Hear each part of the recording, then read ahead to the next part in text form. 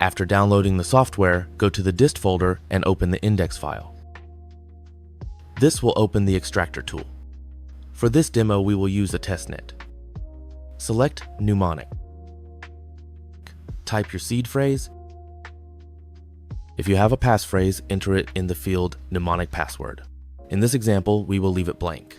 The next step is a derivation path. Open the contract and go to Developer Tools.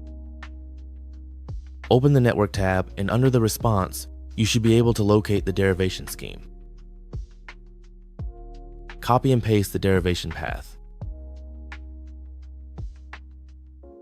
The private key will appear here.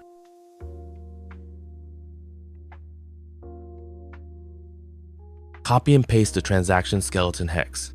Partially signed transaction will appear. By opening a console, we can see Bitcoin addresses and respective amounts.